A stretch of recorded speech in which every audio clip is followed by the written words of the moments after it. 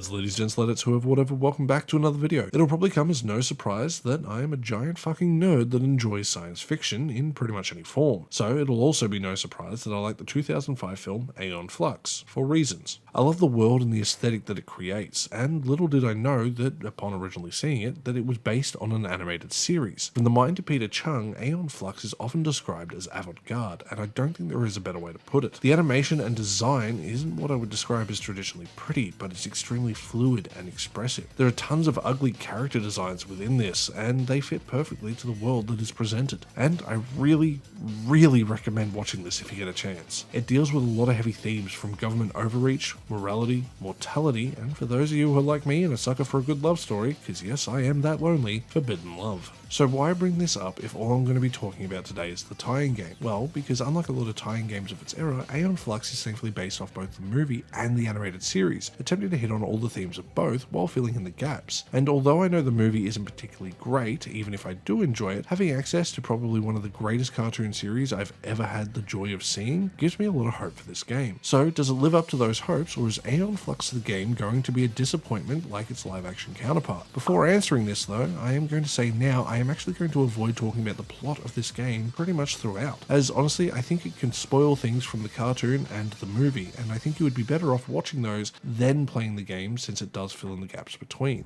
It doesn't mean I won't mention some things, but I'm trying to keep this as spoiler-free as possible. This game is an action-adventure beat-em-up hack-and-slash-ish style game. It sees you controlling Aeon, who is absolutely caked up as she's being a model for a fashion designer. Immediately, even if you aren't aware of what's going on in the world of Aeon Flux, it informs you. Instead of being a traditional fashion show, it's a whole competition where these models will need to compete in an obstacle course and even fight each other. All the while having Aeon infiltrate the event in order to gather intel for the resistance movement. This whole thing works as our tutorial, but it pretty much shows you everything to expect for the rest of your time with the game. You'll have access to a lot of movement options and your fair share of combat abilities as well, but let's start with the movement. Being an action game at its core, you would expect the movement to be pretty fluid, and for the most part it is. The game has a wonderful amount of verticality to it, more than I expected, as it requires its fair share of climbing. Actually, it does remind me a lot of the original Assassin's Creed game, even if it doesn't really have the same level of free running that Assassin's Creed game does have. This is due to the linear level design that is mostly corridors as you make your way throughout. We also get access to vaulting, allowing for longer jumps, ledge running,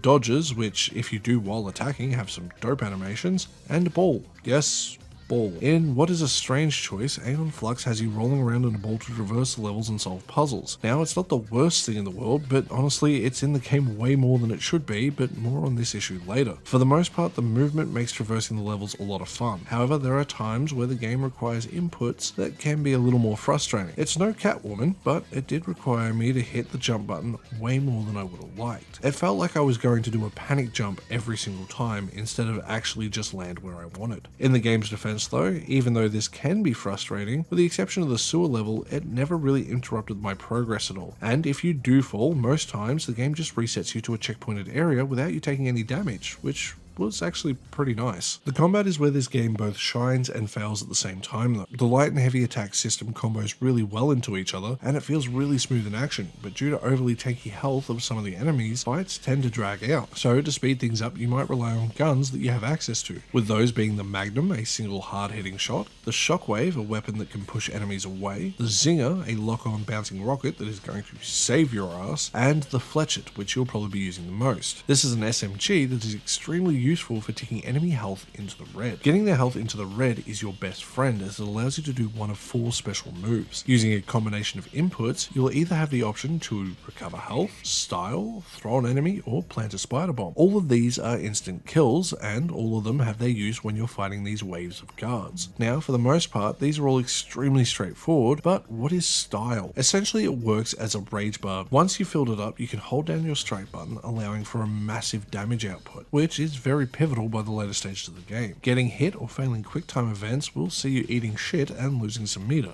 That's why they call it style. As I mentioned, there are waves of enemies, and due to their tanky nature, it really slows down the pace of this game. So what I would recommend is putting on the unlimited ammo cheat, which the game gives you very early on, and treat this as almost a beta version of Bayonetta. It really helps speed up the pace of the game when you can use these guns to kill enemies way faster instead of just relying on the hand-to-hand combat. However, it does lead me to the biggest problem that Aeon Flux has, and that's its pacing. It does begin to feel like every level or gameplay section is just several minutes too long for its own good. This adds up over the roughly 6 to 8 hour runtime of the game. One thing that really padded out my personal playthrough were the puzzles where you had to guide that little hacking ball that is on a timer. This little ball drove me insane. Now, it's the only thing in this game that actually upset me outside of the pacing and one very specific platforming section. This little guy is pretty straightforward for the most part. Well, at least you would think so. Collect the batteries to keep the timer going and avoid the obstacles. However, by at least the second half of the game, most of these obstacles are going to be one-hit kills. A lot of these paths you have to go down are small pipes over giant pits, meaning you're going to die or fall off. And if you do, guess what? You have to start again, but not from where you were. You get kicked out of the minigame and then you have to restart from the very beginning. Now, you might not think it's that bad, but it doesn't control as precisely as you want it to. You are either way too slow to get over hills or make it on time, or you're like Sonic the Hedgehog going a million miles an hour. The controls don't affect you when you're in the big ball as much, and that actually feels quite weighty and responsive, but with the little one, you're going to lose your temper, I swear. I don't think anyone can do this and have a smile on their face. Visually, the game is much more heavily inspired by its movie counterpart, more so than the cartoon, which, although I see as a bit of a shame, is understandable. It helps that Charlize Theron is absolutely stunning, and even though the world depicted in the animated series is something truly special, I don't think it would have translated to a game as well as what the movie did. You will notice that Aeon is incredibly well modelled, and she looks great in all the different outfits you see her in throughout the game. Basically, any major plot character you come across, it looks incredible, with only the NPCs looking a little rough. Enemies look great, and thanks to the colour palette that's on display, the game is overall pleasing to the eye. The OST has me torn, as although it fits the world of Aeon Flux pretty damn well in my opinion, it does leave me wishing it wasn't as understated as it is. It's there, serving a role, but it never feels like it's driving the action. It makes some of the encounters feel a little lackluster, well, at least to other games in the same sphere. And a little lackluster is probably how I would say I feel about this game overall. It's solid, but to me it's missing that X factor that the cartoon has. And even though I appreciate it for what it is, I do find myself wishing we had a more faithful adaptation of the original animation. Sadly, at one point there was a couple games that were in development, but they were both cancelled, with one of them eventually turning into a PS1 game titled Pax Corpus, a game that by all accounts is really bad. It's a game worth playing in my book, just not a game worth trying to do every little thing or master the combat system. Do as I said earlier, turn on unlimited ammo and just have fun. It eliminates the pacing issues and just makes the game a lot more fun. So with that, lads, ladies, gents, ladetts, whoever, whatever, it brings us to the end of another video. I hope you enjoyed this look back at Aeon Flux. If you have a favourite sci-fi series that you think is underappreciated or forgotten about, like for me with Firefly,